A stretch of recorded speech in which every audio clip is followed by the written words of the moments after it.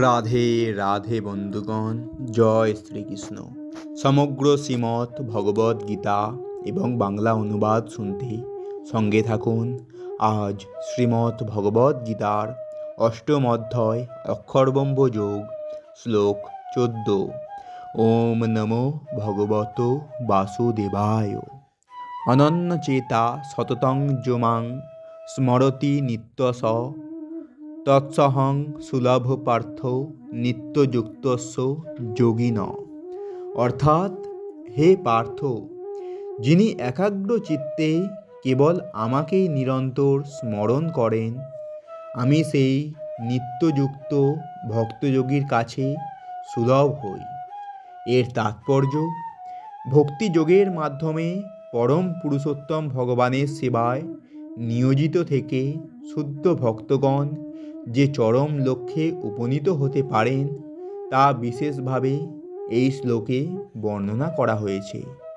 পূর্ববর্তী শ্লোকগুলিতে আর্ত বা দুর্দশাগ্রস্ত, আর্থির্থী বা জড়জাগতিক ভোগসন্ধানী, জিজ্ঞাসু অর্থাৎ জ্ঞান লাভে আগ্রহী ও জ্ঞানী বা চিন্তাশীল দার্শনিক, এই 4 রকম ভক্তদের কথা বলা হয়েছে। জড়জগতের বন্ধন থেকে মুক্ত হওয়ার বিশেষ পন্থা কর্মযোগ, জ্ঞানযোগ ও হঠযোগের বর্ণনা করা হয়েছে।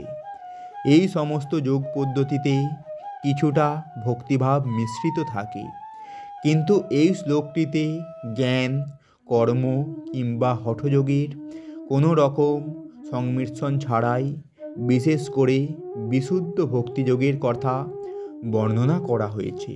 অনন্যচেতা শব্দটির মাধ্যমে বোঝানো হয়েছে যে শুদ্ধ ভক্তিযোগে ভক্ত ভগবান শ্রীকৃষ্ণকে ছাড়া আর কিছুই চান না। শুদ্ধ ভক্ত স্বর্গারোহণ, ব্রহ্মজ্যোতিতে বিলীন হওয়া অথবা ভববন্ধন থেকে মুক্তিও কামনা করেন না। শুদ্ধ ভক্ত কোনো কিছুই অভিলাষ করেন না। শ্রীচৈতন্য চরিতামৃত গ্রন্থে শুদ্ধ ভক্তকে বলা হয় নিষ্কাম, অর্থাৎ তার নিজের স্বার্থের জন্য কোনো বাসনা থাকে না। তিনি কেবল পূর্ণ শান্তি লাভ করতে পারেন। যারা সর্বদা স্বার্থসিদ্ধির প্রচেষ্টা করে তারা কখনোই সেই শান্তি লাভ করতে পারে না। জ্ঞানযোগী, কর্মযোগী অথবা হঠযোগী প্রত্যেকের নিজ নিজ বাসনা থাকে, কিন্তু শুদ্ধ ভক্তের কেবল পরম পুরুষোত্তম ভগবানের প্রসন্ন বিধান করা ছাড়া অন্য কোনো বাসনা থাকে না। তাই ভগবান বলেছেন যে তার অনন্য ভক্তের কাছে তিনি সুলভ। শুদ্ধ ভক্ত মাত্রই সদা সর্বদা শ্রীকৃষ্ণের কোনো একটি অপ্রাকৃত রূপের মাধ্যমে তার ভক্তিযুক্ত সেবায় নিয়োজিত থাকেন। শ্রীরামচন্দ্র ও শ্রীনৃসিংহদেবের মতো শ্রীকৃষ্ণের বিবিধ অংশ প্রকাশ ও অবতার আছেন, এবং কোনো ভক্ত পরমেশ্বর ভগবানের এই সব অপ্রাকৃত রূপের যে কোনো একটির প্রতি প্রেম ভক্তি সহকারে মনোনিবেশের জন্য বেছে নিতে পারেন। এই প্রকার ভক্তির অন্যান্য যোগ অনুশীলনকারীদের মতো বিভিন্ন প্রতিবন্ধকের সম্মুখীন হতে হয় না। ভক্তিযোগ অত্যন্ত সরল, শুদ্ধ ও সহজসাধ্য।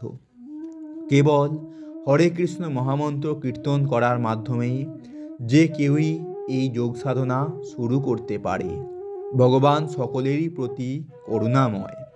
তবে পূর্ববর্ণিত আলোচনা অনুযায়ী যারা অনন্য চিত্তে ভক্তি সহকারে তার সেবা করেন তাদের প্রতি তিনি বিশেষভাবে অনুরক্ত।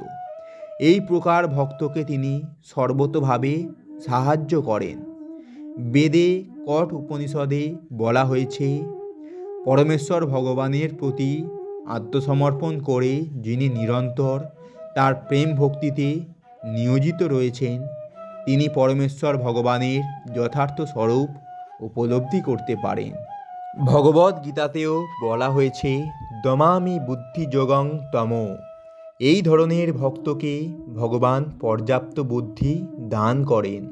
যাতে তিনি তাকে সম্পূর্ণরূপে অবগত হয়ে তার চিন্ময় ধামে প্রবেশ করতে পারেন। শুদ্ধ ভক্তির একটি বিশেষ গুণ হচ্ছে তিনি স্থান কাল বিবেচনা না করে অবিচলিতভাবে সর্বদাই শ্রীকৃষ্ণের চিন্তা করেন।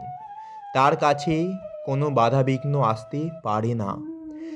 তিনি যে কোনো অবস্থায় যে কোনো সময়ে ভগবৎ সেবা করতে পারেন।